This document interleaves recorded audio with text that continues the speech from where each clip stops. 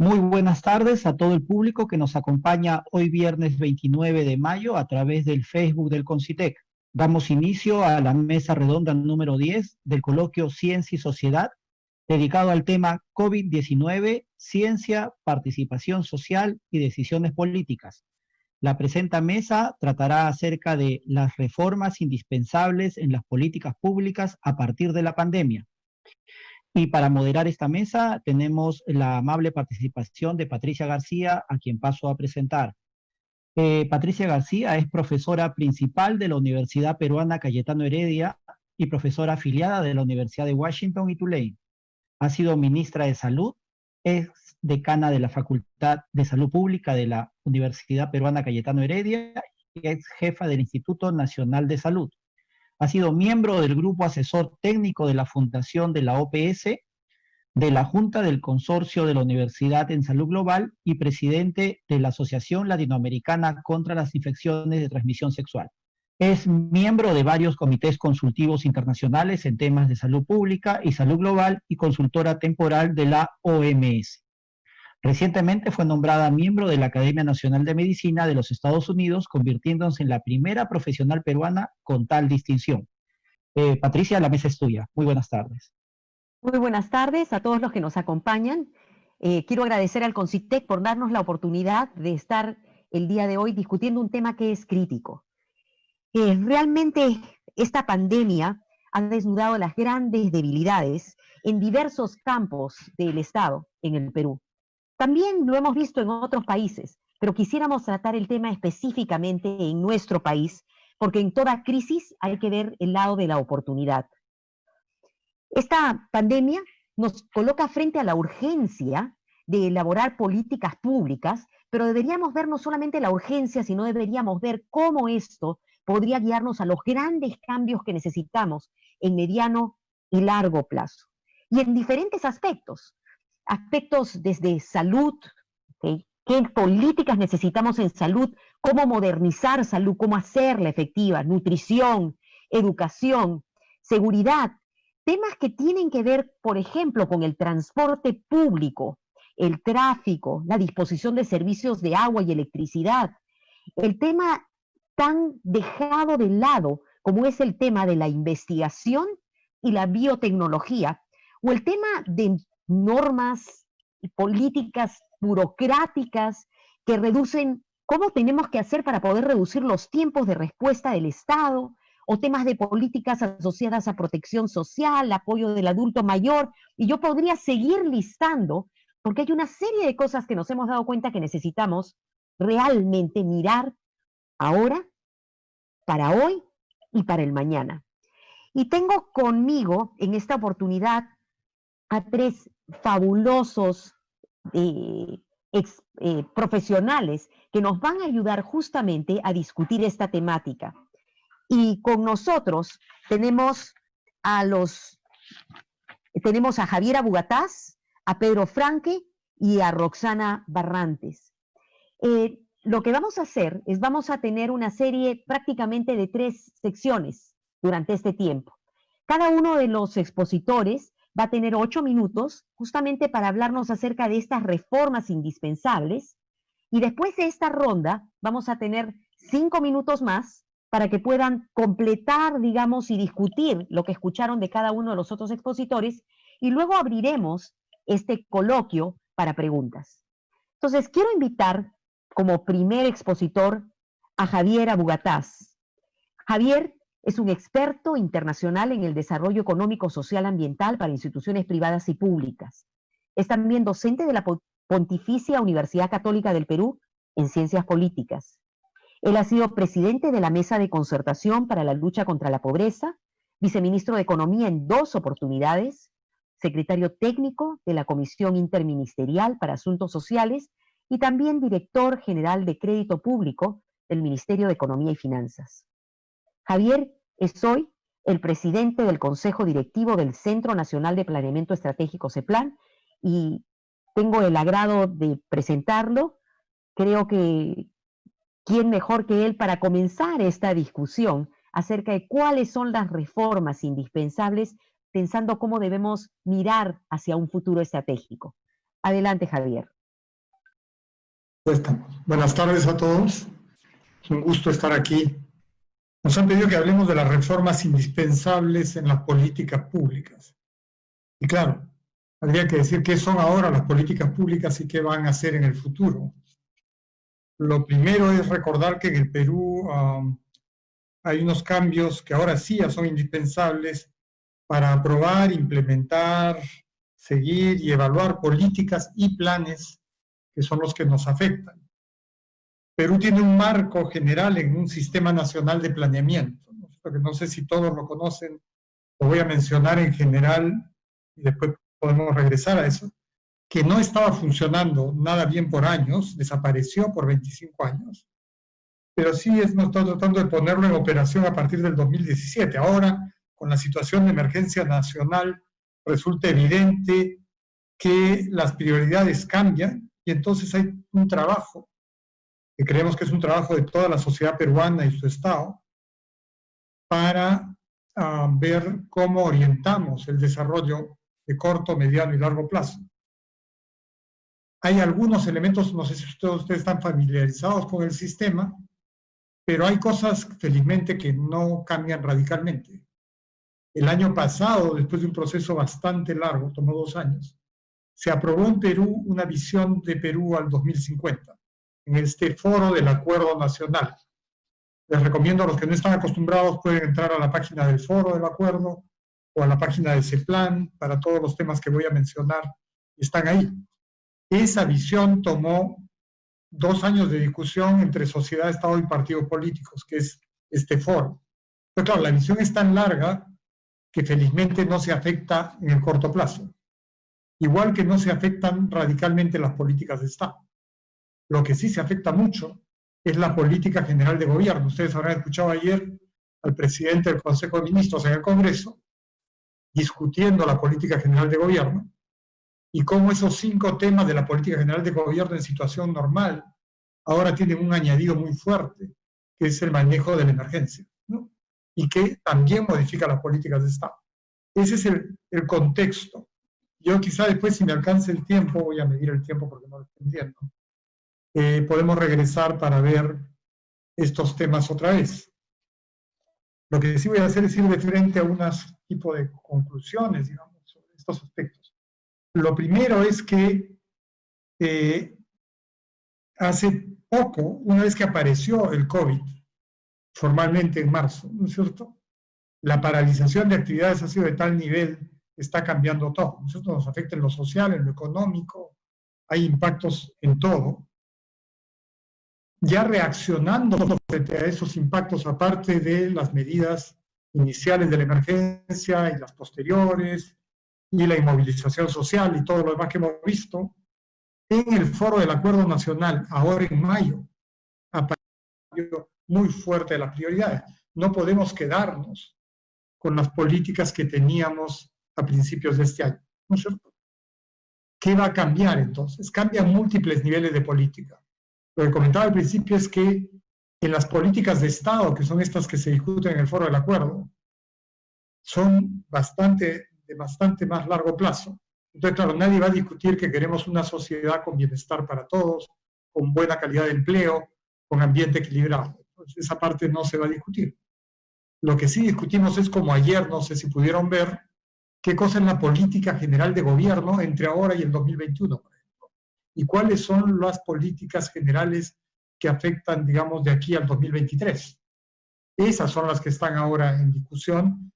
Lo que ha hecho la pandemia ha paralizado la mayor parte de actividades, ha paralizado también el seguimiento y evaluación de políticas en el marco del sistema, y ahora lo estamos tratando de retomar.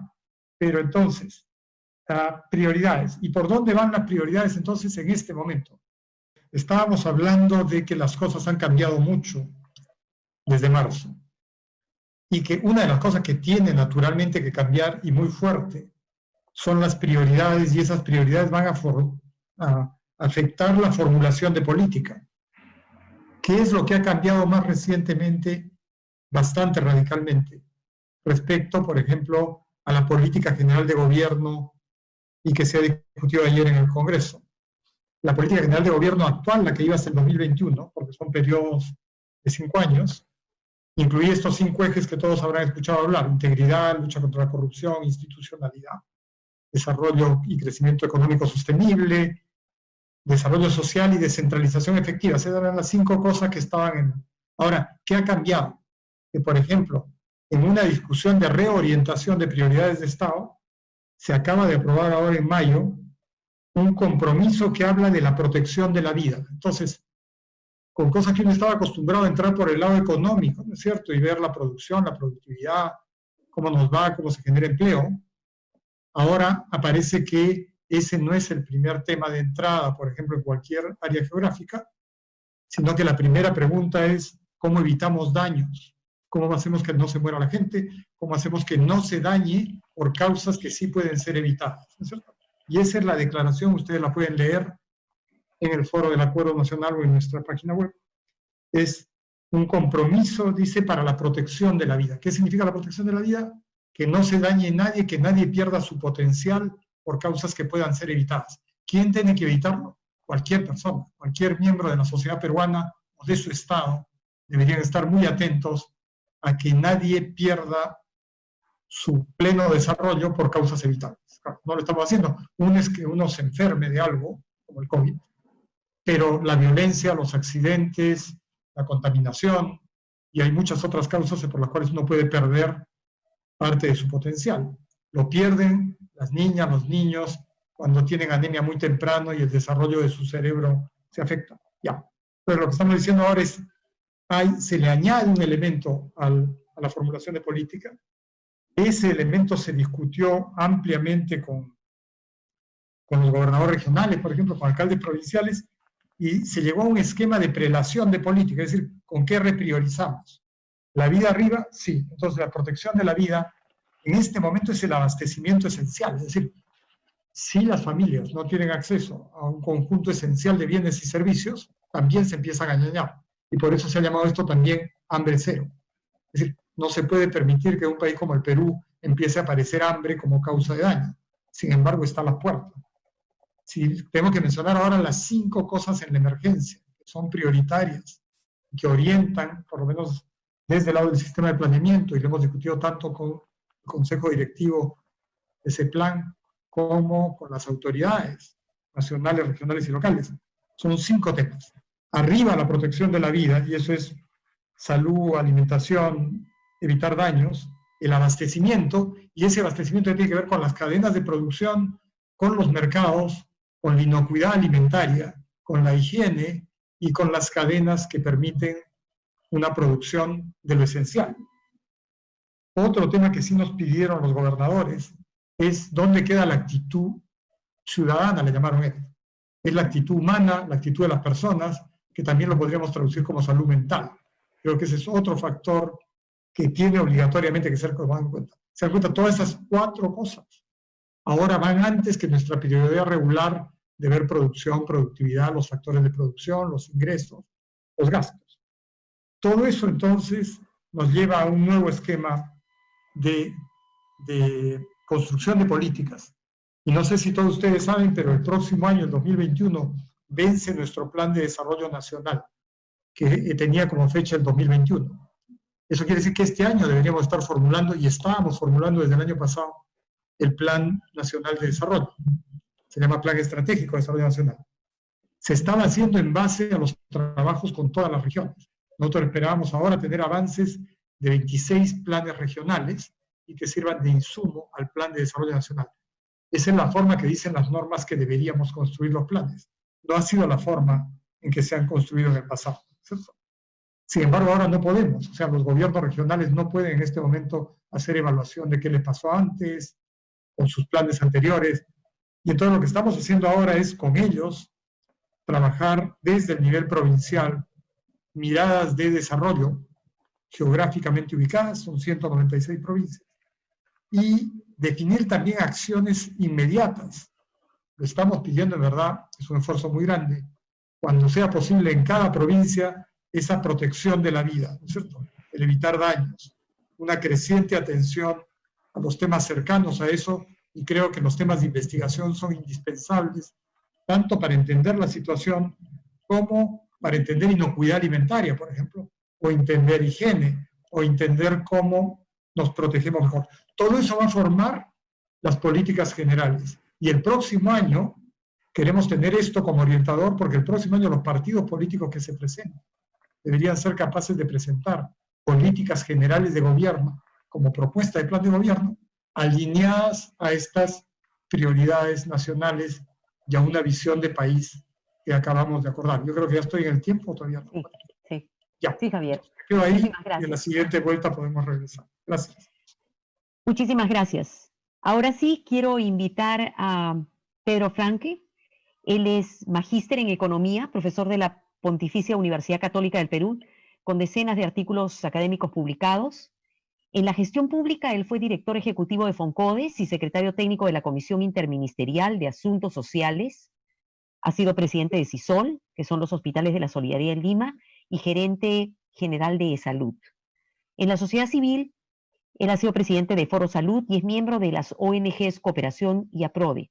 También escribe regularmente en periódicos, revistas y medios digitales, y su último libro ha sido, en el que ha participado como coeditor, el libro de Exclusión e Inclusión Social en el Perú, Logros y Desafíos para el Desarrollo, que ha sido publicado por la editorial de La Católica en el 2017. Adelante, Pedro, tienes 8 minutos. No te olvides de levantar tu micro, prende tu micro. Gracias por el recordatorio, porque siempre me olvido de lo más sencillo de todo. Bueno, muchas gracias a Concitec y a toda la mesa, a todos los amigos que nos acompañan en esta oportunidad. Y bueno, mi tema de especialidad, digamos, es de las políticas sociales. Entonces estuve pensando esta pandemia, cuáles son como los grandes cambios que nos obligan en el corto plazo y que se conectan con el mediano plazo. Y a largo plazo y ahorita creo que es bastante difícil de ver. Y quiero hablar de dos temas, ¿no? Que creo que tengo la sensación que son como los dos grandes cambios, nuevas prioridades y cambios que requerimos en el área de las políticas sociales. Uno es salud y otro es pobreza urbana. El caso de salud me parece que como una lección casi obvia es que el sector salud ha estado relegado, con poco presupuesto, con poca importancia. Creo que es una lección evidente de la emergencia del corto plazo y del mediano plazo, la necesidad de reforzar el sector salud, porque sabemos que esta pandemia todavía tenemos para un rato, ¿me explico? Lamentablemente, entonces me parece que eso es claro, ¿no? Insistiría en un par de temitas sobre esta prioridad del sector salud, adicionales un poquito, no sé si adicionales o precisando un poquito los temas que se han visto y se han planteado, ¿no? El ministro Zamora ha planteado esta idea de tener un sistema único, nacional, público único de salud, que es una idea que hace tiempo en el sector se viene trabajando, los que trabajan esto que creo que es importante, pero de alguna manera creo que la pandemia ha puesto mucho énfasis, bueno, es la realidad, ¿no? Por el tema de la hospitalización, las unidades de cuidados intensivos. Y quiero resaltar otros dos elementos de la política de salud que junto con deberían ser como reforzados, darle mucha prioridad, ¿no?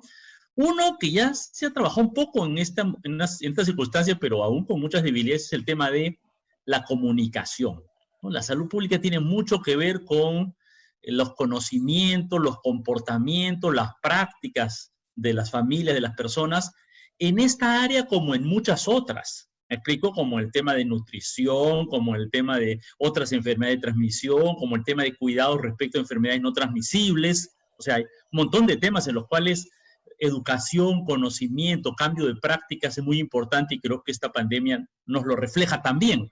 Creo que el sector salud ha tenido una debilidad de mucho tiempo en tener una estrategia en este sentido. Y junto con esto, la segunda área que también se está comenzando a trabajar ahora, el Ministerio, es el tema de la atención primaria de la salud, ¿no? De las redes de atención primaria, ¿no? De tener un nivel de centro de salud, poste de salud, mucho más reforzada y mucho más vinculada a la población, con mucho más salida hacia las familias, los barrios, las comunidades, con un rol también de acompañamiento. Y que yo creo que en esta pandemia, alrededor del tema de el seguimiento de los contactos, el aislamiento de las personas contagiadas, debería tener un rol muy importante, la aplicación de las pruebas. Hay todo un tema, digamos, ¿cierto?, de prevención en el cual creo que todavía estamos un poco atrás. Y creo que es un tema también general de la política de salud que hay que reforzar. Entonces, un primer gran tema que quería plantear, muy somero, ¿no? Es una gran prioridad del sector salud, pero quiero resaltar como algunas áreas, ¿no? Algunas entradas en las cuales creo que la política de salud debería cambiar. Y el segundo gran tema, la segunda gran como debilidad que me parece que nos muestra esta pandemia es el tema de las estrategias y las políticas en relación a la pobreza urbana. El Perú ha tenido bastante tiempo estrategias y programas, pero muy orientados a la pobreza rural. El programa Juntos es exclusivamente para zonas rurales, ¿no? El programa de Pensión 65 da harta prioridad casi exclusivamente a las zonas rurales. Entonces, y en general, nuestra política, nuestra estrategia y nuestros instrumentos, aparatos, programas en relación a la pobreza urbana son bastante débiles. La pandemia nos agarra con esa situación bastante débil. Y eso genera este problema, ¿no? Que es que en la primera etapa, claramente, las ciudades son un foco central de la epidemia, se tiene que aplicar la cuarentena, pero el Estado está casi totalmente carente de instrumentos. ¿Me explico? Y a mi juicio eso lleva a temas como que se intenta un bono focalizado, pero este bono focalizado funciona con bastantes limitaciones. ¿Por qué? Porque no había un instrumento, no había un sistema de focalización de hogares realmente bien pensado para las zonas urbanas, no se había hecho antes, entonces de repente el Estado tiene un reto de llegar a millones de personas en las ciudades a donde nunca había llegado, ¿no? Y bueno, ahí hay toda una discusión que yo comparto la idea de que en realidad era mejor una estrategia de un bono más universal por la emergencia, pero creo que aquí tenemos que quedarnos con esta idea, quisiera añadir esta idea, que es, este tema de la pobreza urbana no va a ser solo un tema de la emergencia. ¿Me explico? Uno podría pensar, bueno, son 2, 3 meses, hagamos lo que se pueda, mirada de corto plazo, y luego veremos. Pero mi impresión es que no es así.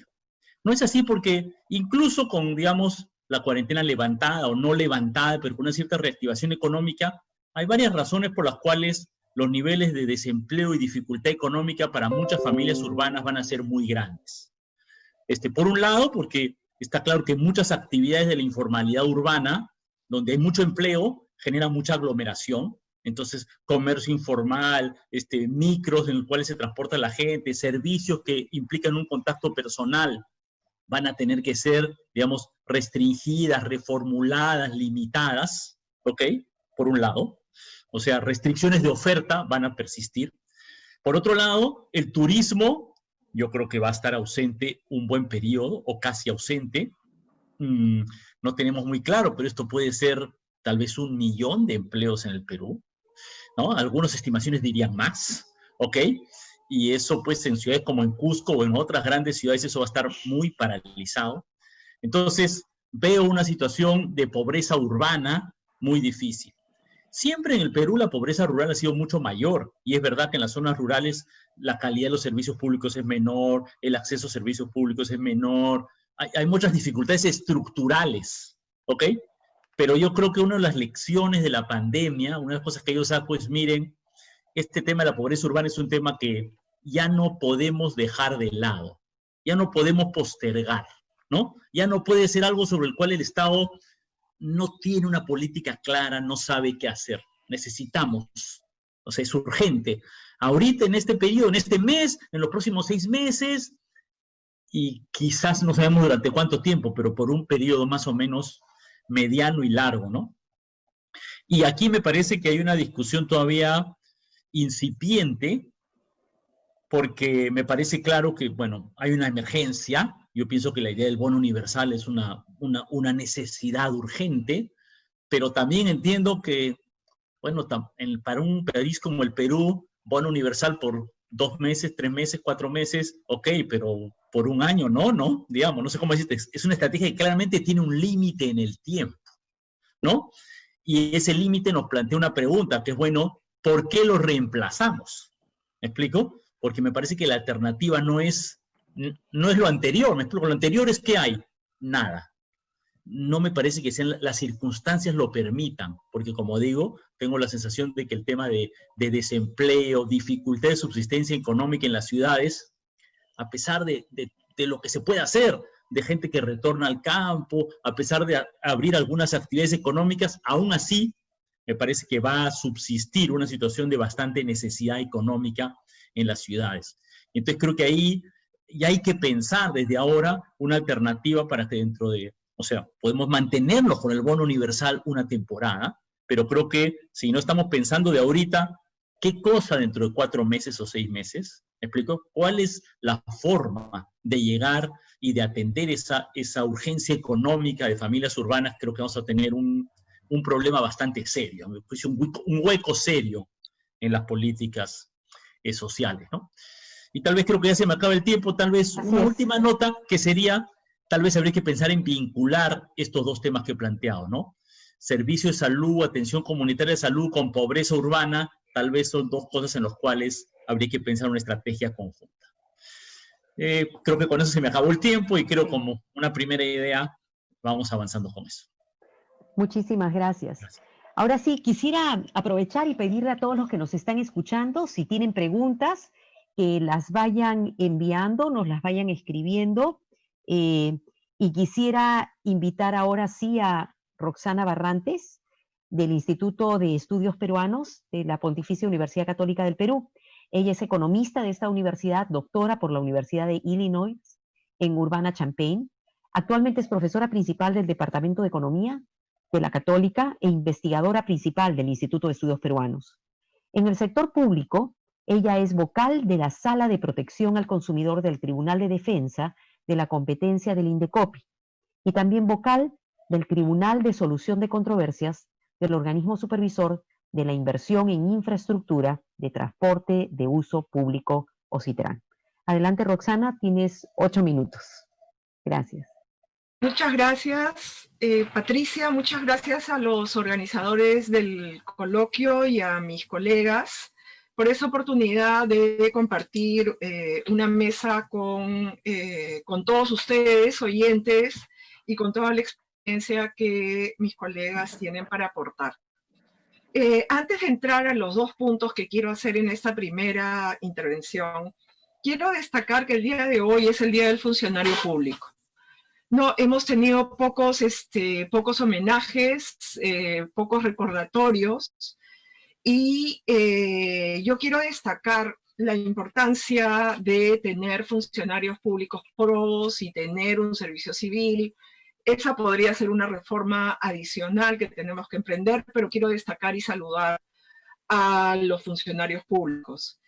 Y he venido pensando cómo hacerla, pero es claro que soy economista y no marquetera. En este periodo que yo estoy llamando últimamente el periodo sin TRANIVA, que es sin tratamiento ni vacuna.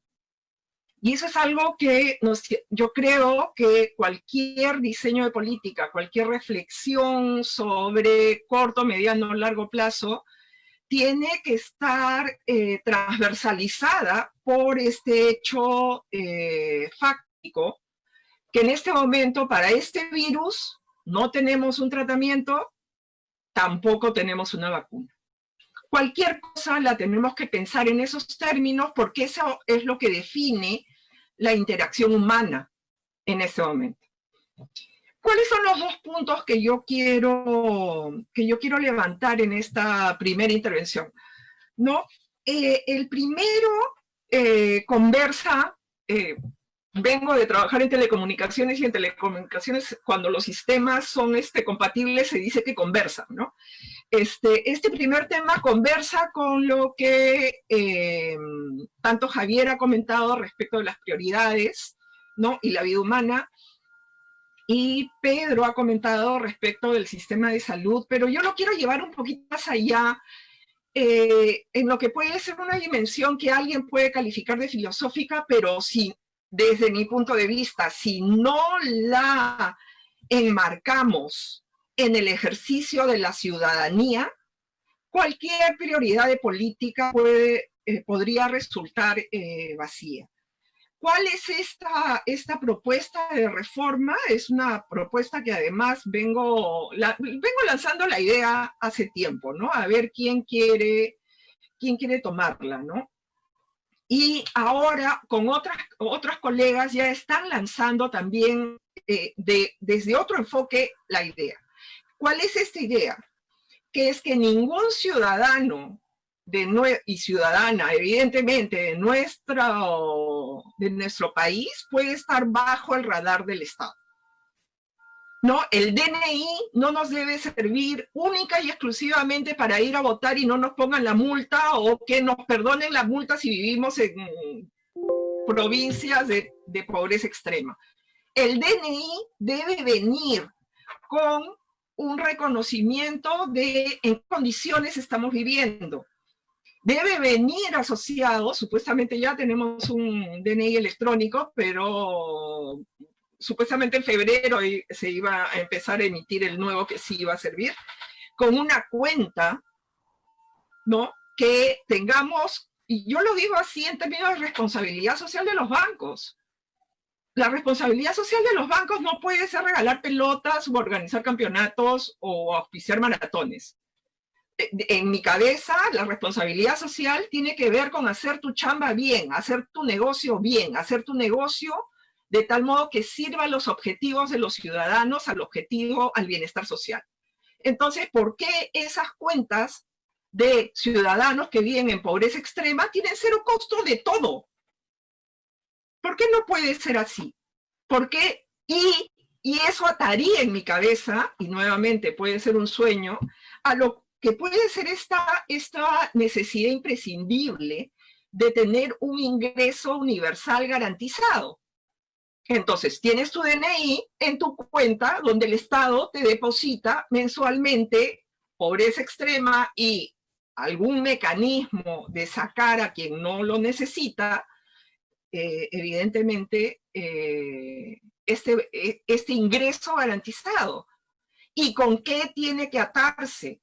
Este ejercicio de ciudadanía plena se tiene que atar con una cobertura de salud. Una cobertura de salud que no esté disgregada. Hoy día justo veía la imagen de un pulpo. Bueno fuera que nuestro sistema de salud fuera un pulpo, donde hay una cabeza y un número de tentáculos. No, lo que tenemos son 7 cabezas y cada una tiene 7 tentáculos, y a eso le llamamos sistema de salud. Y es realmente muy triste decisiones que algunos hemos tomado. O sea, de verdad, yo no voy a dejar endeudada a mi familia por el resto de mi vida por ir a una clínica privada, y no voy a morir haciendo cola en un hospital público. No, si resulta que entro en los peores casos de esta enfermedad, me quedaré en mi casa. Punto. ¿Por qué tiene que depender tu supervivencia de si tienes el dinero para pagar una clínica privada? ¿Por qué tiene que depender si tienes un trabajo formal? ¿Por qué tienes que estar fuera del radar del Estado con estos esquemas de aseguramiento tipo SIS que sabemos en qué funciona? ¿Por qué el policía no se puede atender con la mejor posibilidad de atención pública que tenemos? ¿Y por qué todo esto no puede llegar a todos los ciudadanos y no solo a aquellos que puedan dar el depósito de 70.000 soles para que los atiendan en una clínica? Ese es el primer punto. Si se dan cuenta, es un punto que no es política de corto plazo, pero tenemos que, desde mi punto de vista, lo ofrezco a la discusión, tenemos que ir construyendo la masa crítica de ciudadanos que exijamos que el contrato social, Estado, ciudadanía, ciudadanía, Estado, representación, se construya sobre la base de estar en el radar del Estado y estar seguros que vamos a tener una cobertura de salud. Me quedan 43 segundos, así es que dejo mi segundo punto para la siguiente intervención para dar tiempo a conversar. Gracias. Wow. Muchísimas gracias a los tres por haberse mantenido en el tiempo y además por comenzar esta tan interesante discusión. O sea, realmente lo que hemos visto es este gran macro, comenzando con Javier, ¿no? Que nos habla de la necesidad, en realidad, de cómo se está cambiando esta, a pesar de que teníamos una visión al 2050, tal vez la visión no ha cambiado, pero las prioridades, sí, y lo que se está viendo es que estas prioridades, justamente empujadas por toda esta situación que estamos viviendo, están poniendo por encima de todo la protección de la vida, ¿okay? Y a partir de ahí comenzamos a repensar entonces en protección de la vida cuáles son las cosas que vamos a necesitar. Y entre ellas comienzan a hablar de temas de salud, alimentación, abastecimiento. Javier, tú mencionabas actitud ciudadana. Más que salud mental, a mí me parece eso un poco también de compromiso ciudadano, que es una cuestión que también la estamos viendo, ¿no? Que obviamente tiene que ver con qué debe hacer el gobierno, pero qué también debería hacer el ciudadano como parte de esto. Y hemos escuchado a Pedro aterrizando un poco esto y viendo dos grandes temas. Uno que es el tema de la salud per se, como política, ¿okay? Un tema de la salud, un sistema único de salud que nos permita tener la atención primaria que tanto necesitamos, el tema de salud pública propiamente, que tiene que ver con cómo hacemos que el público, también nuevamente llegamos al ciudadano y su salud, no solamente la parte del gobierno, pero también el tema de la hospitalización, que también ha sido, todo el mundo habla de hospitales siempre, pero los hemos tenido malísimos, pero el tema de atención primaria, crítico, el tema de, y yo pondría esto también a la discusión, descentralización versus recentralización y fortalecimiento. O sea, en salud pública más y más países comienzan a repensar la necesidad de poder tener sistemas que nos permitan a nosotros poder tener respuestas únicas de salud pública. Ahora, finalmente, Roxana nos habla de un tema que es crítico, o sea, el ejercicio de la ciudadanía plena. ¿Okay? Significa que no deberíamos estar perdidos, sino que el Estado debería realmente poder saber en qué condiciones vivimos, tener todos, y eso se une a lo que había dicho Pedro como su segundo punto, que era la importancia de tener esa estrategia frente a la pobreza urbana. No hemos podido llegar a la gente porque no sabemos dónde están ni sabemos qué necesidades tienen. Entonces, en este ejercicio ciudadano, ligando tal vez el DNI, saber qué condiciones vive, una cuenta bancaria que le permita justamente ese camino para esas estrategias frente a la pobreza. Y finalmente, regresamos al tema de la salud, este ingreso universal garantizado, la cobertura universal de salud. Y tengo que decirles que al inicio de estos últimos años, al inicio del gobierno cuando era ministra, una de las cosas que habíamos también pensado y diseñado, cómo involucramos a la tecnología, que pudiera permitir que incluso en tu DNI tú pudieras tener tu historia clínica electrónica a través de un chip.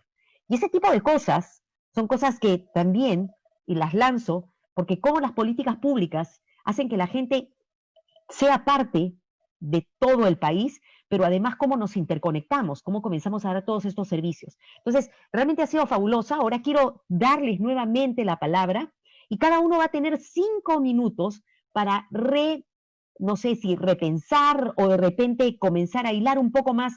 Hemos visto el gran macro, comencemos a bajar un poquito más. ¿Qué otros aspectos, qué otras cosas se requieren? ¿Hacia dónde tenemos que ir y qué es lo que teníamos que empujar para no perder ese momento de oportunidad? ¿Hay oportunidades para hacer esto? ¿Qué se necesita? ¿Cómo lo hacemos? Y entonces quiero invitar a Javier. Javier, tienes tus 5 minutos ahora. Ahí está.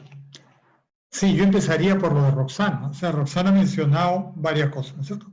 Ciudadanía es el centro, pero que ahora estamos sin vacuna, ¿no es cierto? Y sin tratamiento. Entonces, va a haber etapas.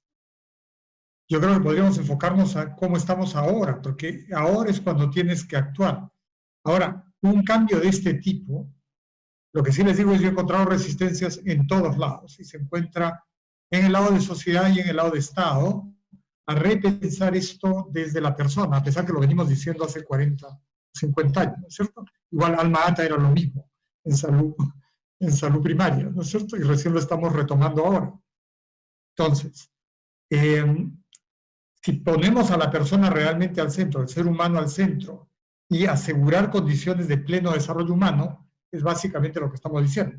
¿Cómo se generan las condiciones de pleno desarrollo? Que visto desde el otro lado, era esto que mencioné, que ya lo tenemos acordado, por lo menos en los mecanismos de acuerdo de Estado y con las autoridades, es ese que nadie pierda su potencial por causas evitables. ¿Qué significa eso? ¿Qué actitud significaría? Y va a ser muy difícil, o sea, con todos, con sociedad y Estado, creo que tenemos una resistencia a no tocar el tema. También es una actitud preventiva en todo, que también se tocó. Es decir, ¿somos capaces de prevenir las cosas en el Perú? No. Y ahora, nosotros hace 3 años que venimos discutiendo desde el sistema de planeamiento la necesidad de todos tengan un plan de continuidad operativa, por ejemplo, o un plan de contingencia. No los tenemos. No los tenemos en las 2.800 entidades públicas, a pesar que está en la guía de ese plan, indicado, acordado con CENEPRED, con INDECI, con el sistema de gestión de riesgos. Otra vez, ¿qué es gestión de riesgos? ¿Cómo aprendemos a percibir peligro y actuar en consecuencia? Todo eso tendría que ver, pero la primera pregunta es, ¿de quién me estoy ocupando? Entonces, sí, es de los actuales 34 millones, futuros 35, 40 millones de habitantes, y cómo se diseña. Y ahí es donde ahora hay un tema que hoy día tiene que ver con DNI, si tengo teléfono, y si uno el DNI con el teléfono, me ubico en algún sitio y veo si tengo COVID o no. Por ejemplo, ese es el mecanismo y debió hacerse los traslados a depósitos en cuenta en el teléfono, en vez de hacer cualquier otra cosa, por ejemplo. No hemos sido capaces de hacer eso. Entonces ahora sí tiene que ver con todo lo que han comentado. Una operación ideal, que es la que estábamos hablando, preguntándole a los responsables, tanto públicos como privados, si estamos viendo cómo se va a hacer el control del COVID, ¿no es cierto? ¿Se va a hacer el control con DNI, teléfono y un tipo de seguimiento inteligente, o vamos a hacerlo de otra manera? Hasta ahora no lo tenemos operando, a pesar que ha habido esfuerzos privados y públicos. Yo creo que ese es en el muy, muy corto plazo. Pero desde el sistema de planeamiento lo estamos aplicando a que la futura imagen de largo también incorpore esto. No tiene por qué no incorporarlo. La visión del 2050, que se aprobó en el acuerdo, en su primer gran tema, tiene de que nadie sufra daños en su potencial por causas evitables. Eso nomás ya es el multifactor, ¿no?, de prevención y de atención. Y el otro es que desarrolle su potencial. Eso tiene que ver con todo, con educación, con salud, con agua, ¿no? A trabajar entonces eso, tanto en el muy corto plazo. En el corto plazo se trata de se salven vidas, se prevenga y se empiece a enrumbar las políticas. Eso significa que no deberíamos estar hablando de políticas sectoriales sueltas. En un área geográfica ayer he estado viendo un caso, ¿no es cierto?, de gente que acaba de terminar su cuarentena y uno le preguntaba, ¿cuál es tu lugar de origen, donde partiste? ¿A dónde vas? Está en un departamento y quieren ir a otro departamento donde tienen su DNI que dice que ahí viven, ¿no es cierto? ¿Cómo se hace el traslado? ¿Cómo se organiza? ¿Cómo se hizo la cuarentena? ¿Cómo se controla que no tenga COVID? Y eso va a ser parte de todo el tema. Creo que ese es nuestro día a día hoy día.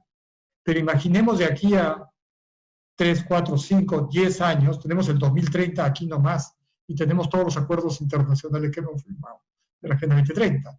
Podríamos imaginar entonces una donde, como dice Roxana, tengamos algo asegurado. No debería haber, no hay razón para no tener DNI, teléfono vinculado, y por lo tanto una cuenta cero costo en la cual tú puedes manejar y manejar lo que queramos, ¿no es cierto? Ojalá se hubiera hecho lo del DNI electrónico.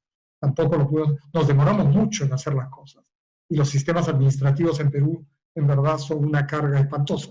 Ustedes lo pueden ver en las compras y en todo. O sea, nos falla prácticamente por todo lado. Entonces, yo solo insistiría, si ponemos a la persona realmente al centro, que es algo que nuestra Constitución lo dice, la Agenda 2030 dice, los derechos humanos lo dicen, y sin embargo, no lo hacemos. Seremos capaces de cambiar entonces los procesos de toma de decisiones a uno centrado en la vida de la gente.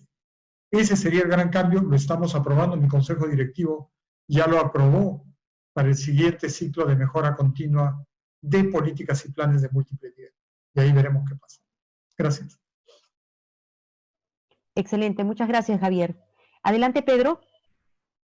Ahí estamos. Sí, gracias, muy interesante la discusión, creo.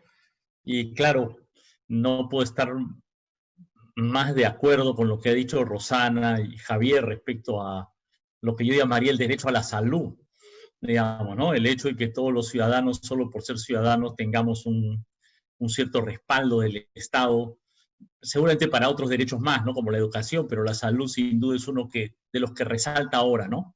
Y tal vez en torno a esto elaboraría dos discusiones adicionales, digamos, ¿cierto? Dos elementos adicionales, ¿no? Uno primero, pues, propio de economistas es, bueno, esto requiere presupuesto, ¿no?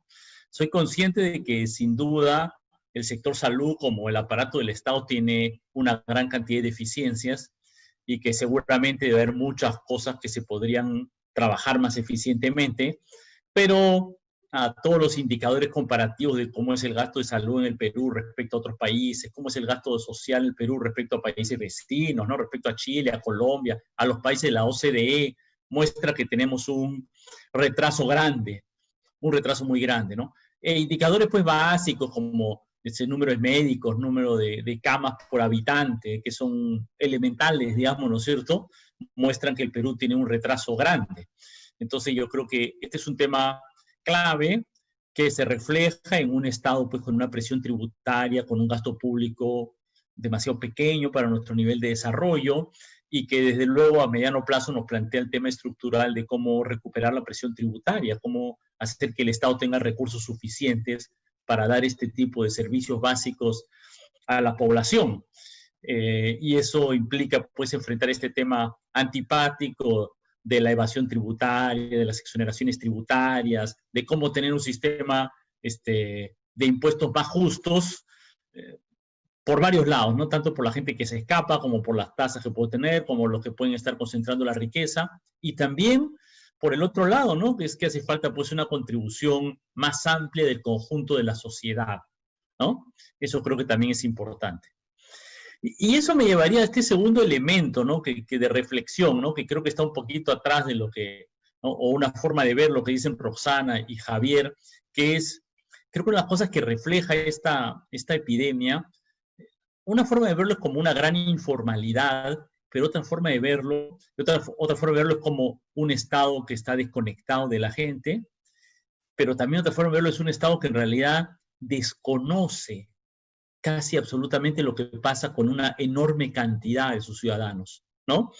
Y la gran carencia de información, de conocimiento, de regulación respecto a lo que hacen los ciudadanos, ha mostrado, me parece, en esta coyuntura, una limitación muy grande, ¿no?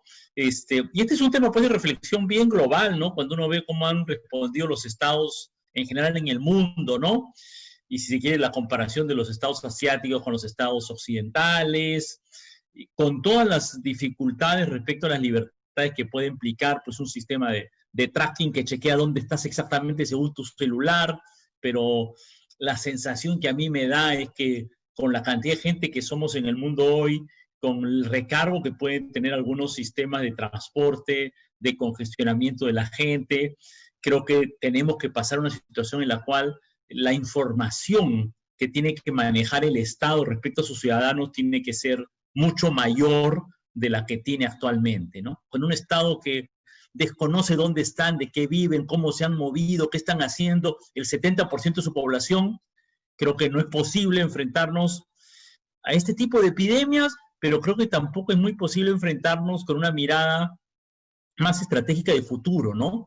Que piense estos otros grandes temas, ¿no? Cómo planear el transporte urbano, cómo planear las grandes redes de infraestructura de telecomunicaciones y otras, cómo planificar las ciudades, ¿no? Entonces hoy un Estado con tan poca información, con tan poca regulación, creo que es un Estado que ha mostrado que no puede ir demasiado lejos, digamos, ¿cierto? Porque ha mostrado sus limitaciones, ¿no?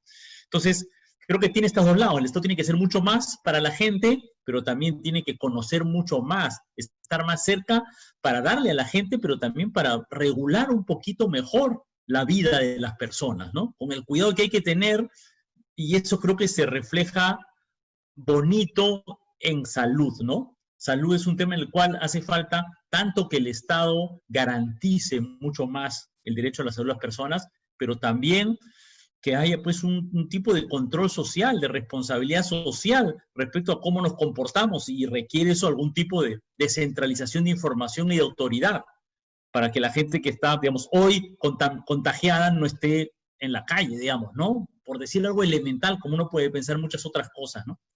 Entonces, en fin, me parece que el tema de la salud da para repensar varias de estas cosas y la epidemia, y creo que tal vez un tema bien de fondo es este tema de la relación del Estado con los ciudadanos, ¿no?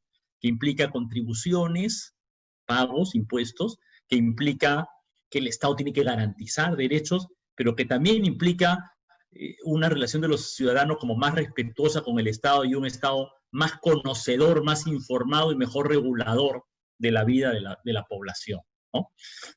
Plantearía estas dos reflexiones en esta segunda intervención. Muchas gracias, Pedro.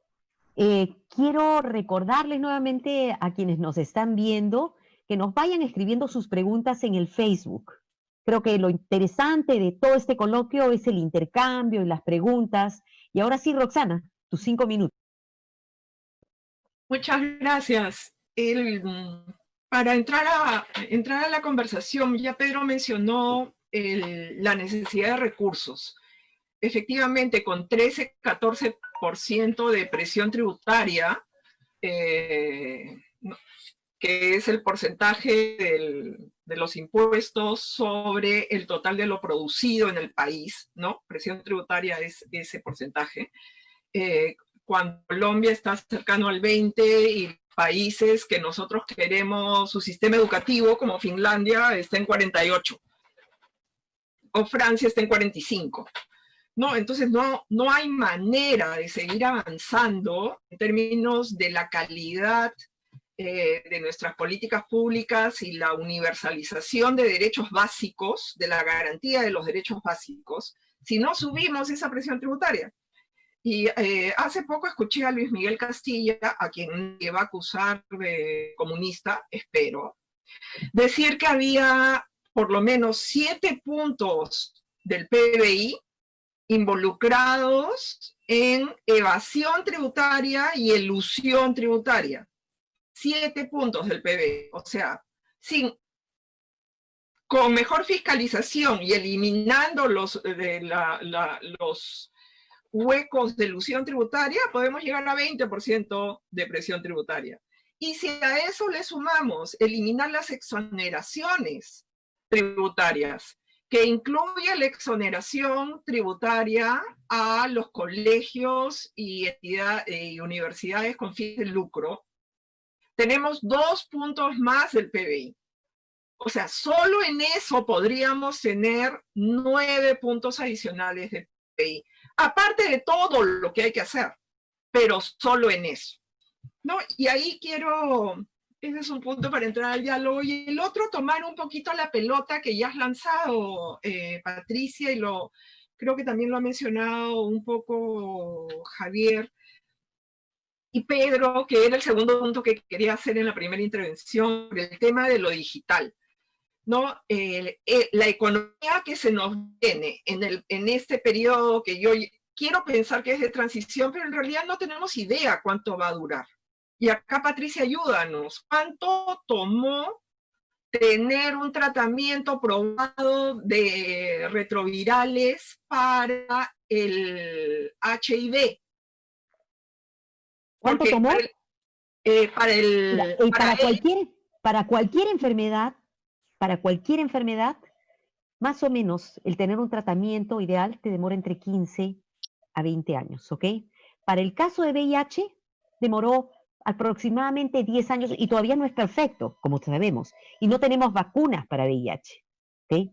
Entonces, las cosas han ido mucho más rápido en el caso de coronavirus. Hemos tenido una prueba en cuestión de semanas, estamos probando medicamentos, todavía no existe ninguno, hay por lo menos comenzamos con 8 moléculas candidatas, están quedando 5, pero están apareciendo 12 nuevas para vacunas, pero no lo vamos a saber.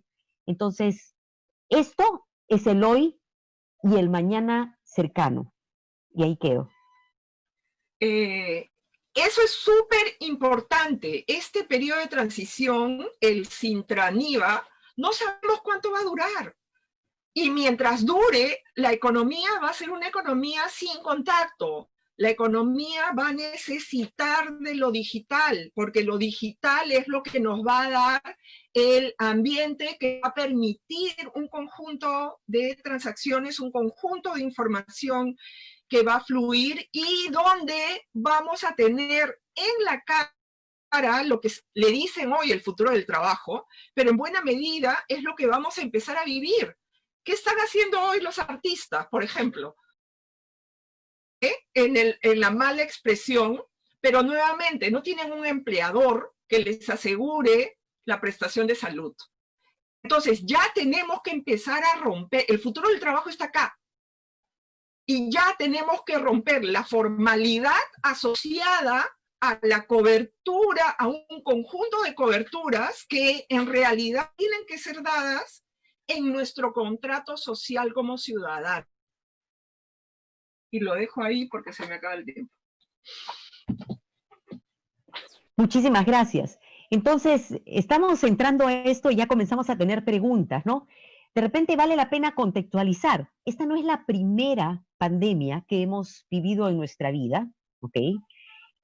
No va a ser la última. Y si aprendemos lo que ha pasado con los coronavirus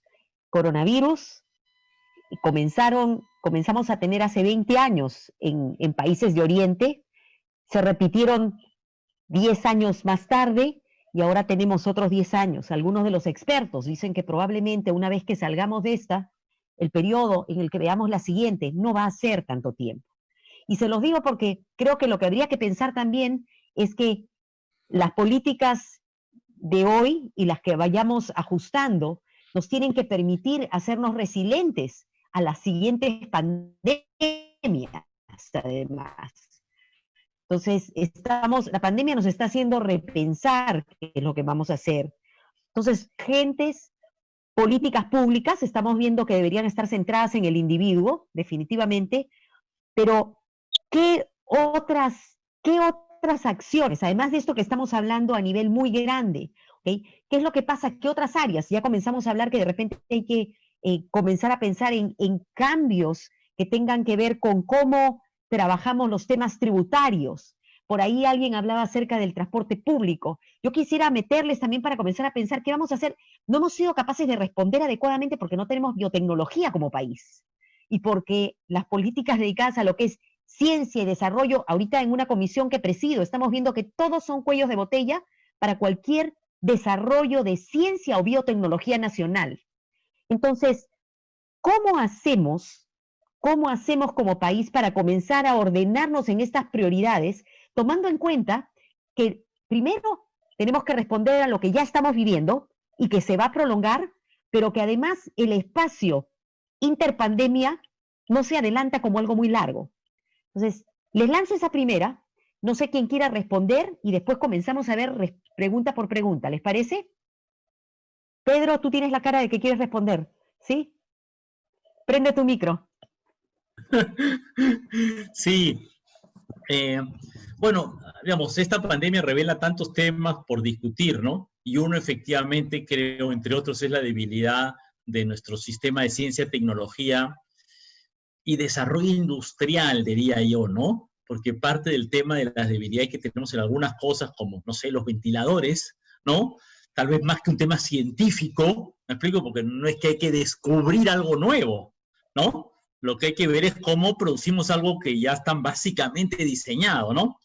Entonces pensaba, a mí digamos, hay una economista italiana, creo que en Londres, que se llama Mariana Mazzucato, que ha desarrollado, tiene un instituto muy interesante y tiene esta idea de que dice que los países deberían pensar su desarrollo económico, industrial, orientados por misiones, ¿no?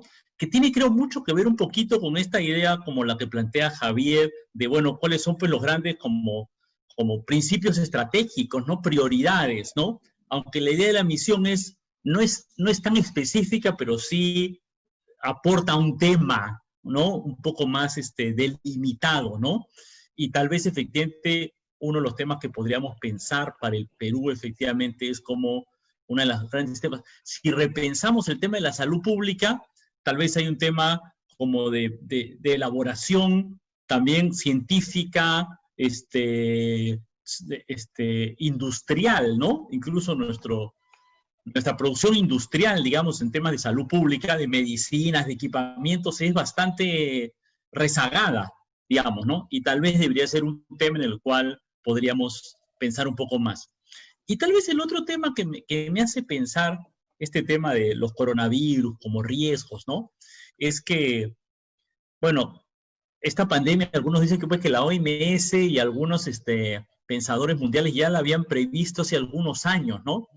Y me pregunto si es que nuestro sistema de gestión de riesgos, ¿me explico? Lo hemos pensado suficiente como para tener centros de pensamiento, ¿no? Que estén, pues, elaborando con anticipación las posibles respuestas a posibles problemas, ¿no?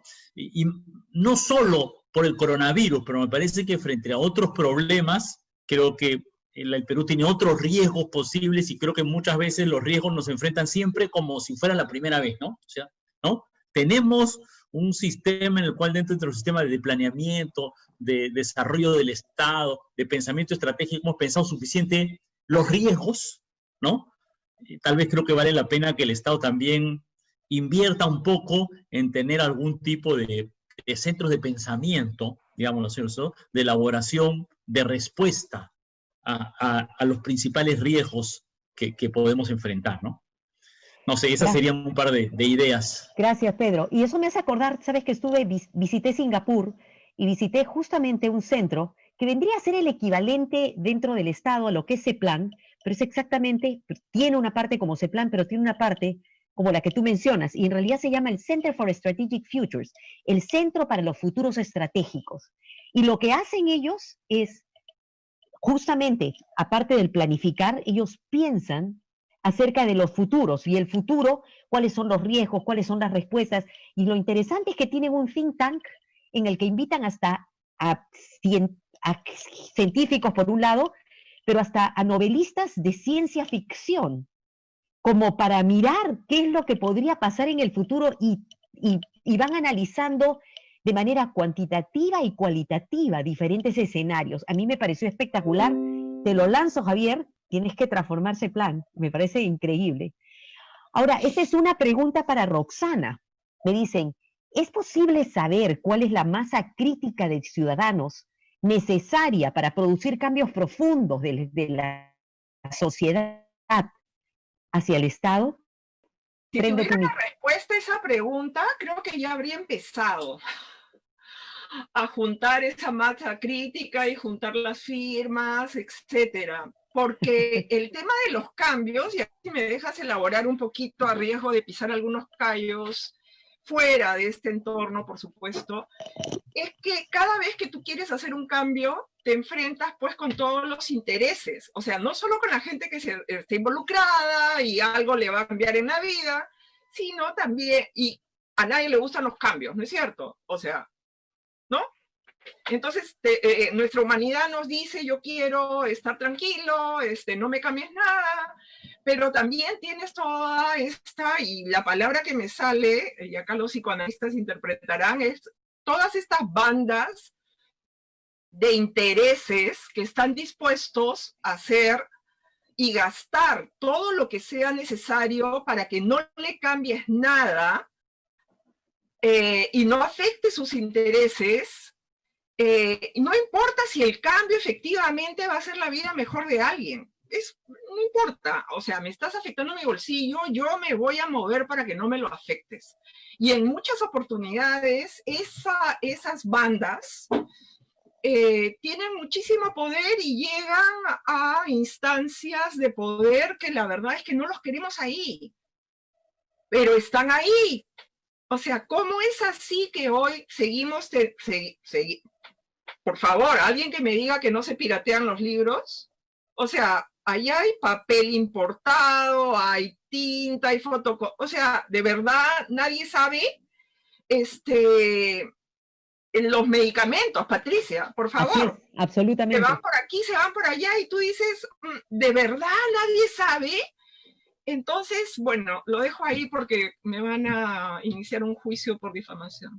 No, para nada. Siendo yo ministra, comencé una investigación acerca justamente de estas pérdidas de medicamentos. Llegamos hasta el punto, trabajando con el Ministerio del Interior, hasta el punto que se encontraron jaladores, una serie de cosas. No alcanzó el tiempo para llegar al top, pero existen. Y esto trae a colación la otra pregunta, porque tú has comenzado a hablar acerca de que existen para poder hacer todos estos cambios que se requieren, intereses, conflictos de interés, y que conflicto de interés es una forma de entrar hacia los temas de corrupción. Y acá hay una pregunta que dice, ¿cuáles serían entonces las propuestas para que la corrupción no absorba todo este esfuerzo del Estado de trabajar en políticas públicas? Y quiero darle la palabra a Javier por un lado y después a Pedro, porque creo que es importante. No podemos negar que en nuestro país muchas veces se ha hablado de cambios, pero algo siempre lo retrasa. Entonces, seamos evidentes, ¿qué esfuerzos vamos a hacer para que la corrupción no absorba esto? Javier. Sí, yo coincido primero con Roxana porque tiene que reconocer la realidad, ¿no es cierto? Y eso es lo que yo comenté al principio. O sea, aún el poner a la persona al centro ya cuesta. ¿No sé por qué? ¿Por qué? Porque te obliga a cambiar un montón de cosas. Y nadie, pero yo les diría nadie, ni público ni privado, quiere cambiar. Y ese es un enorme problema. En cuanto a lo de centros de pensamiento y todo lo demás, por supuesto, la ley de ese plan dice que tenemos que hacer todo eso. Lo que pasa es que no existió por décadas y ahora acabo de devolver 25% de mi presupuesto para ayudar a la pandemia. Entonces, las personas que estábamos contratando para empezar a hacer ese tipo de cosas ya no están. Es un tema, ¿no es cierto? O sea, decisión de hacerlo, pero la otra sería ser capaces de fijar, una vez, al fijar pocos objetivos nacionales, las cosas se aclaran. Y establecer los flujos de información que acompañan a esos objetivos. Esos son objetivos, indicadores, metas, costos. Nadie costea nada. Tú le pides a la gente que fije indicadores, que costee, y que eso sea la base. Sería la base incluso para asegurar una programación nacional, multianual, de salud primaria, por ejemplo. ¿Qué va a haber en el presupuesto 21, 22, 23? Que asegure salud universal, aunque sea una preventiva para todos. No está, ni siquiera hemos terminado de discutir ese petitorio del PEAS, ¿no es cierto?, que pone el piso mínimo. ¿A qué cosa? ¿Cómo defino? Lo estoy preguntando hace varios meses. ¿Qué es el piso? Describen los protocolos, los estándares de actividades. Se están enojando mucho con nosotros, no sé si saben, desde que salió este famoso decreto 029 del 2018, que describe la política y las políticas del Estado. Ahora le estamos exigiendo definición de objetivos, costos, y nadie quiere hacerlo transparentemente, ¿no es cierto? Ahí hay un primer gran tema. Entonces, una vez establecidos objetivos, lo que hay que hacer es poner todos los sistemas de información. Ustedes pueden entrar ahora a nuestra página web, ¿verdad? Desde hace 2 años, ya empiezan a aparecer seguimiento de objetivos con costos, ¿no es cierto? Ya hay centro de costos ahora en los planes operativos, pero todo el mundo se resiste muchísimo, se resisten a declararlo en la política porque después lo van a seguir. Y el sistema de información va a poner todo transparente. Ahora ya tenemos unido al CIAF del Ministerio de Economía con nuestro sistema. Y hay un acuerdo sobre eso, y que los planes operativos así definidos sean la base de la asignación de recursos en el presupuesto. Eso va a tomar un tiempo todavía, pero está en camino. Si tuviésemos eso, y eso es de acceso para cualquier ciudadano, ustedes saben, ¿no es cierto? El CIAF, por ejemplo, está disponible hace mucho, no se usa como se debería, pero tú tienes la posibilidad de seguir lo que quieras de los recursos. Y la otra sería una enorme simplificación de los sistemas administrativos del Estado, ¿no es cierto? Son 11 sistemas, ¿no es cierto?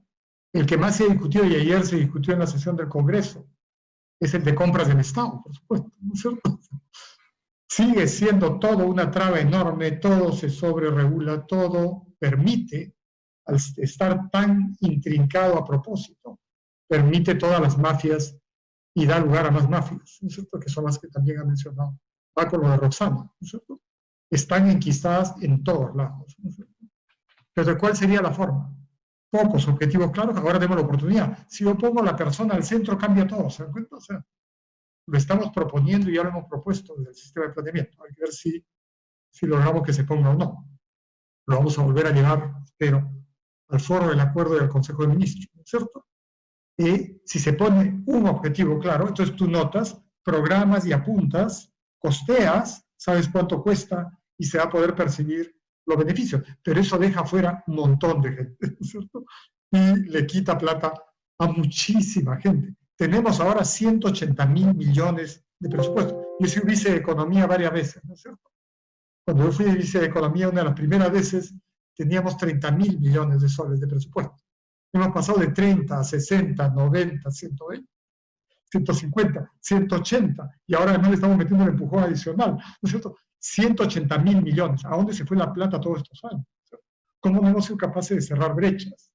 ¿A dónde se fue la plata a ser reforzada por un montón de formas de comportamiento inadecuado? Falta de transparencia, falta de sanción y falta de tener objetivo. Si no tengo objetivo claro, no puedo controlar, ¿no es cierto? ¿Qué control va a haber si no defino el objetivo? Y eso es lo que hemos tenido en las últimas décadas, con millones de millones tirándolos a la basura. Muchas gracias. Transparencia, sistemas de información, simplicidad, dejar la sobreregulación. Pedro, no sé si quieras comentar al respecto, pero además hay otra pregunta acá. Dice, ¿el reforzamiento y mayor inversión en el SIS no sería una forma de articular estos dos factores siempre pendientes, el de salud y pobreza humana? Bueno, el SIS ha tenido, hay que entenderlo, ¿no? Me parece que nos está fallando. ¿Hola? Sí, te escuchamos. ¿Me escuchan? Hola. Sí. Acá estoy. Ya. Mira, a ver, en primer lugar, yo creo que el gobierno tuvo una buena decisión el año pasado, a un sistema universal. Sé que es un problema económico, está subsistente. ¿Qué quiero decir con esto? Que la idea del SIS focalizado, es decir, que no todo el mundo tenía derecho, va un poco contra lo que dice Roxana. Cada peruano, por ser peruano, debería tener un derecho básico a la salud. Y además, hay una serie de problemas sobre cómo, o sea, me parece que a fin de focalización individual para que la gente vaya a la salud, a mí me parece que era una mala idea. Entonces me parece que la idea de una atención universal a la salud es mejor. Pero desde luego, si pones más gente en el sistema, tienes que ponerle más recursos al sistema. Digamos, para un economista esto es, creo que para cualquiera esto es bastante simple, digamos, ¿no? Si quieres dar de comer a más gente, tienes que ponerle más, no sé, más papas a la olla, digamos, si no, no hay cómo, ¿no? Esto es bastante, creo, directo, ¿no? Y ahí creo que hay un gran tema, ¿no? Ahora, en el Perú, ¿no? De que, un poco como lo que decía Roxana, ¿no? Que tenemos no un pulpo con 7 brazos en salud, sino 7 pulpos, ¿no? O sea que salud está por un lado, el Ministerio de Salud está por el otro, los gobiernos regionales están por el otro, las fuerzas policiales están por el otro, el hospital militar está por el otro, y los privados están por el otro, y es un sancochado arroz con mango espantoso, digamos, ¿no es cierto? Que no funciona, ¿no? Y yo sí creo que habría que, o sea, una reforma más grande que la del SIS es la apostar a una especie de algo que llamar como un sistema único de salud, ¿no? Tal vez un poquito en el esquema organizativo del sistema brasileño, costarricense, digamos, ¿no es cierto? También concuerdo un poco con lo que tú dijiste, Patricia, en el sentido que hay que repensar el tema de la descentralización en salud, ¿no? Hay que repensarlo en el sentido que no creo que no hay que eliminarlo, pero sí hay que repensarlo, ¿no? A mí me parece que hay varios elementos que por la unificación del sistema, por la especialización de determinados tipos de atenciones o de servicios.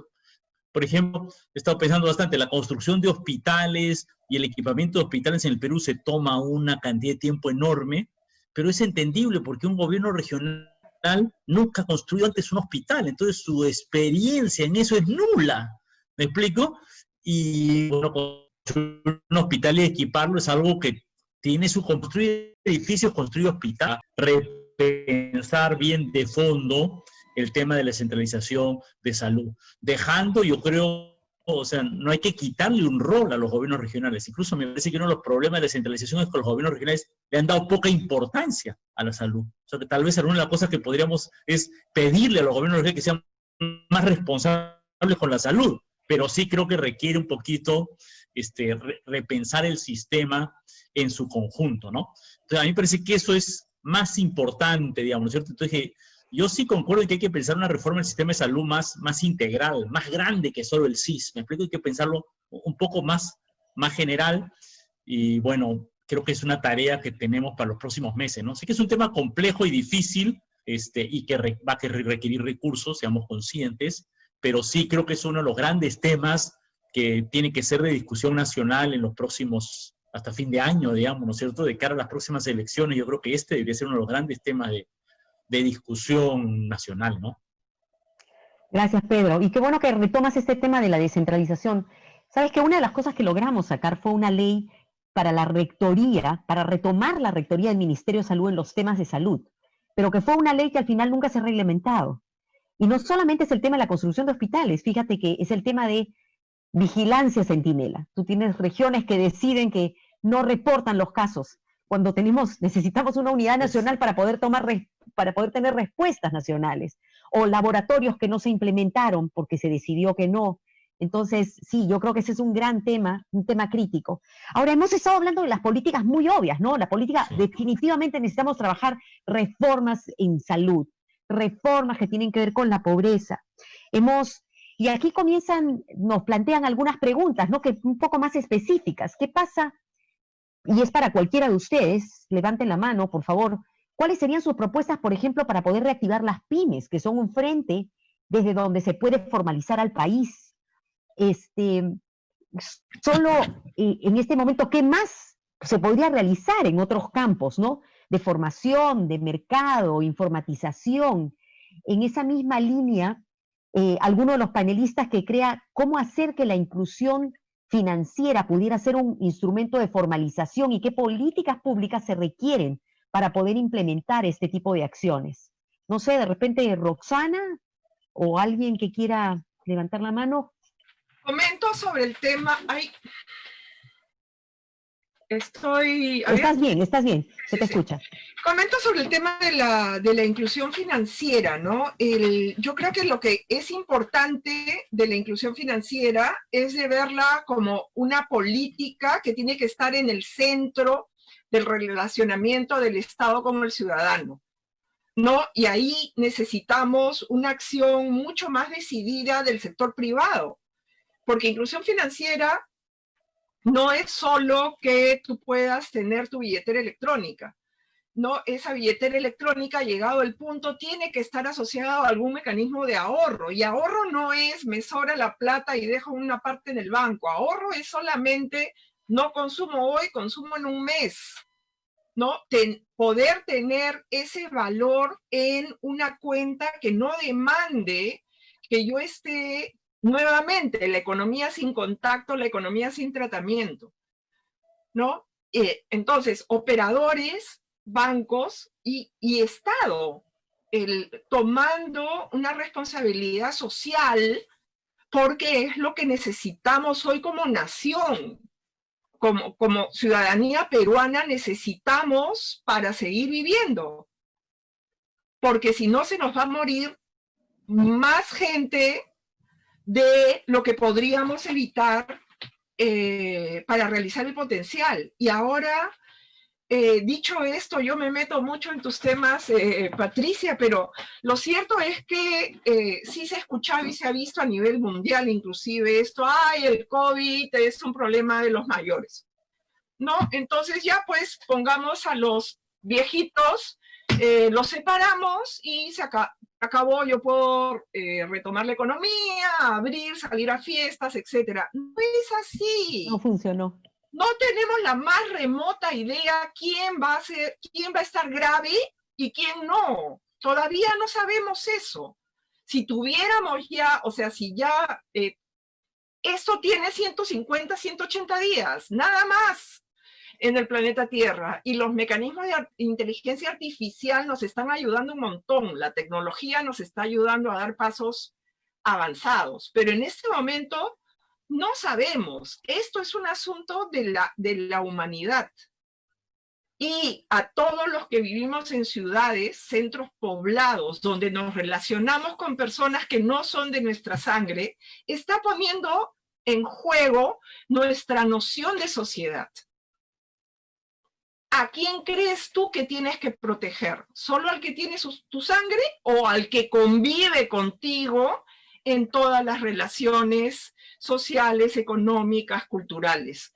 Y ese es un tema que me parece que yo sé que estoy llegando al límite de mi ignorancia y desconocimiento por mi formación de economista, pero me parecería que tendríamos que conversarlo, porque la economía no es más que la manera de satisfacer estas necesidades, y eso lo hacemos en relaciones sociales, y en relaciones sociales con extraños, que nos ata un contrato social en una comunidad. Entonces yo no sé, bueno, ya, lo dejo ahí. Gracias. Ahora, aquí hay otra pregunta, es una pregunta para Javier.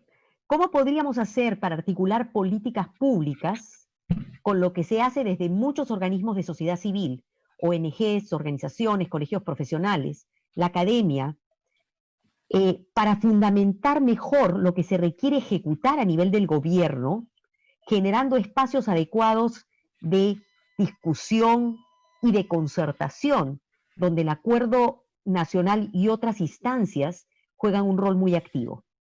O sea, ¿cómo hacemos para articular esas políticas públicas ya con todos los agentes? Sí, una de las cosas que me sorprendió más cuando entré a CEPLAN, empecé a preguntar, pues, ¿no es cierto?, ¿por qué la ley del sistema que está ahí nunca había sido usada? Y este año es el primer año que estamos tratando de usarla plenamente. ¿Qué dicen las normas? Yo diría, si ustedes revisan las normas del año 2002, hubo el cambio en la Constitución para iniciar el proceso de descentralización. Inmediatamente la primera ley, después del cambio de la Constitución, que es la única parte de la Constitución que habla de planes, es la que habla de los planes de desarrollo concertado, ¿sí? No sé si ustedes lo recuerdan, pero está ahí en la Constitución. Si ustedes revisan la Constitución, no hay una sola mención a plan. Eso es algún sesgo natural que llega a algún lado, ¿no es cierto? Entonces, apareció la palabra plan de desarrollo concertado. Ustedes pueden ver la historia de cómo eso se formó el año 2001, con las mesas de concertación y otras cosas. Se hicieron los primeros planes de desarrollo concertado masivamente. ¿Qué significa desarrollo concertado? En la Constitución misma dice concertado, por ejemplo, para los gobiernos regionales, con la sociedad y los gobiernos locales. Ese mecanismo no se ha usado. Este era el año pasado. Si quieren les cuento el mecanismo muy rápidamente. O sea, existen los mecanismos, no han sido usados. El año pasado, después que tuvimos la visión aprobada, se empezaron a hacer reuniones con todos los gobiernos regionales y provinciales. ¿Cuál es el mecanismo? En las leyes ya, no solo la de bases, en la de gobiernos regionales y en la municipal, dice que hay un mecanismo que se llama el Consejo de Coordinación Regional, por ejemplo. Eso es aparte de que estamos usando universidades, cámaras de comercio, colegios profesionales, mesas de concertación, que también son espacios. Eso sí, ahí está. Pero además están los consejos de coordinación regional. ¿Quién forma el consejo de coordinación de una región, por ejemplo? El gobernador regional, los alcaldes provinciales y la representante de sociedad civil. ¿Qué tienen que hacer? Ellos tienen que ser los que proponen el plan de desarrollo. Eso se repite en el nivel regional, provincial y distrital. No ha funcionado nunca. Por si acaso, una de las razones por las que no funcionó nunca, si ustedes ven los debates del año 2002, es porque lo bloquearon a propósito. A propósito se trabó el mecanismo. En ese momento una enorme discusión para quitar ese mecanismo. Lo quitaron en una primera versión, no sé si ustedes se acuerdan, hubo toda una presión ciudadana para reponerlo, porque en ese momento había una presión ciudadana por la descentralización, pero también por la participación.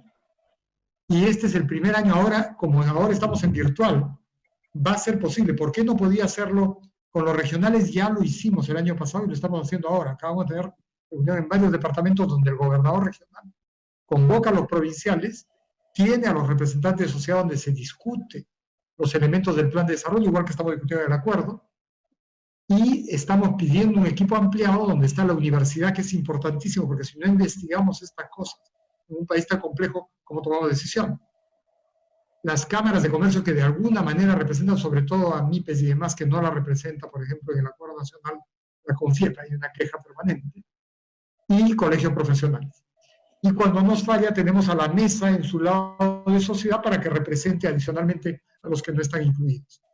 Entonces, están los mecanismos. ¿Qué pasa cuando uno baja a un provincial? A veces un provincial tiene 30 distritos, y a propósito en la ley pusieron que tenía que ser presencial del alcalde y nunca logran tener quórum, porque además de esos tienen que tener a los de sociedad, que es un mecanismo muy complejo, además los regidores. Termina siendo una asamblea de 50, 100 personas que era imposible en esa época movernos.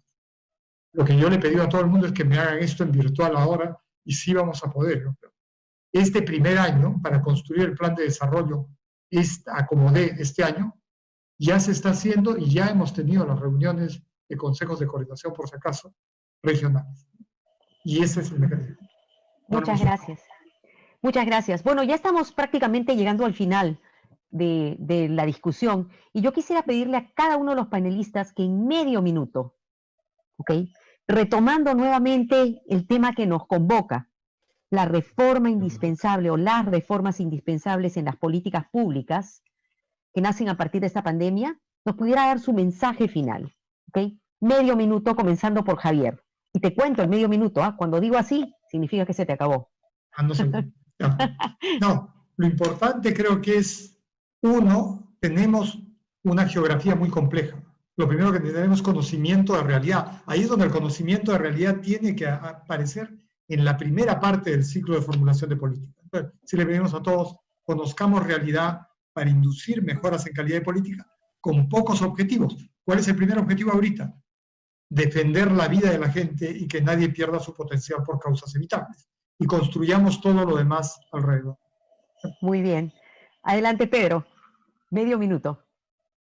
Bueno, yo planteé dos temas centrales, ¿no? La necesidad de reforzar la política de salud y una reforma del sistema de salud con algunas ideas básicas, ¿no? De atención primaria, de mejorar el tema de la promoción, y luego repensar, ¿no? Reforzar el tema de la estrategia contra la pobreza en particular. Yo creo que la reflexión nos ha permitido como vincular esto a todo un tema mayor, que es el tema de la relación entre el Estado y los ciudadanos, ¿no?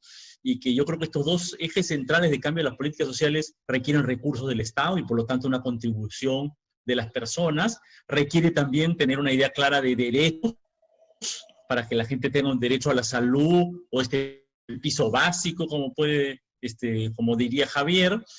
Y por último, creo que requiere también un Estado fortalecido, ¿no? Un Estado más inteligente, mejor informado, mejor regulador de su ciudadanía, ¿no? Creo que esas serían mis ideas. Excelente. Roxana. Creo que a pesar de lo que yo me esperaba, estamos bastante más de acuerdo de lo que se hubiera pensado, de lo que yo pensaba por lo menos. Y es poner a los seres humanos en el centro de esta reconstrucción del ciudadano con su agente, que es el Estado. No, el Estado muchas veces se olvida que está ahí para servir a los y las ciudadanas, evidentemente. Y esto pasa por asegurar a los ciudadanos que van a tener la capacidad de ayudarse a sí mismos. Es decir, que van a contar con servicios de salud y que su salud va a estar protegida. Y agrego lo digital sobre la base de la necesidad de saltar con garrocha muchos de los procedimientos y maneras de ver el planeta del siglo XIX, ¿no? Y acá a riesgo de terminar en una nota que también me van a abrir un juicio penal por lo que fuere. Ha sido impresionante ver lo que pasó en el Congreso el día de ayer, ¿no? Impresionante. Bueno, hemos tenido un coloquio en el cual hemos hablado acerca de estas reformas indispensables de las políticas públicas. Creo que todos hemos coincidido en que una de las cosas claves es centrar las políticas en el ciudadano y en esa relación entre Estado y ciudadano en el que hay deberes y hay derechos. Sabemos que salud tiene que reformarse, tenemos que reformar nuestra estructura de cómo respondemos frente a la pobreza, especialmente la pobreza urbana. Tenemos que ver el tema de cómo digitalizamos, la digitalización, la simplificación del Estado, cosas prácticas con respecto a cómo vamos a luchar contra la pobreza, contra la corrupción, que es probablemente uno de esos obstáculos más grandes para el cambio. Las cosas comienzan. Gracias a todos los ponentes por haberme acompañado en este coloquio, gracias a Concitec por la organización, Mayra, Neido, que nos han acompañado, y gracias a todos ustedes que han estado con nosotros en esta transmisión. Muchísimas gracias y hasta la próxima mesa. Bien, muchísimas gracias, Patricia García, a nombre del Concitec. También nuestro agradecimiento a cada uno de los panelistas, Pedro Franque, Javier Abugataz, Roxana Barrantes, y también, por supuesto, un especial agradecimiento a todo el público que nos sigue a través del Facebook del Concitec. Justamente a este público anunciarles que el día lunes 1 de junio, a partir de las 4:30, desarrollaremos la mesa número 11 de este coloquio, dedicado al tema la reconstrucción post-pandemia. Esta mesa estará integrado por Javier Iguíñez, de la Pontificia Universidad Católica del Perú, Karina Badjani, de Claxo, Marcos Cueto, el historiador de la Fundación Osvaldo Cruz, Fiocruz de Brasil, y Gustavo Gorriti, de IDL Reporteros. Antes de finalizar, quisiéramos hacer también algunos anuncios dirigidos especialmente a la comunidad científica. Concitec ha puesto a disposición una serie de herramientas a propósito de la pandemia que vivimos. La biblioteca virtual, donde encontrará más de 6.000 publicaciones científicas sobre el COVID-19. El Observatorio de Oportunidades COVID-19, donde publicamos diversos llamados a concursos a nivel internacional para acceder a fondos para la investigación. Pronto también lanzaremos el Observatorio CTI, dirigido a la comunidad científica y tomadores de decisiones. Concitec ha hecho una segunda llamada a la comunidad científica peruana para que presenten sus propuestas al concurso de proyectos especiales, modalidad proyectos emergentes COVID-19. La fecha de cierre de esta convocatoria es el domingo 31 de mayo. Y en esa línea los invitamos a ver las entrevistas a los investigadores que obtuvieron fondos de la primera llamada de este concurso, en donde ellos mismos nos explican sus propuestas de solución. Estas se realizan de lunes a viernes a las 3 de la tarde y se transmiten vía las redes sociales de Fondesit y Concitec. Para más información pueden visitar la web del Concitec. No nos queda nada más que agregar nuestro profundo agradecimiento nuevamente a todos. Muchísimas gracias y hasta el lunes.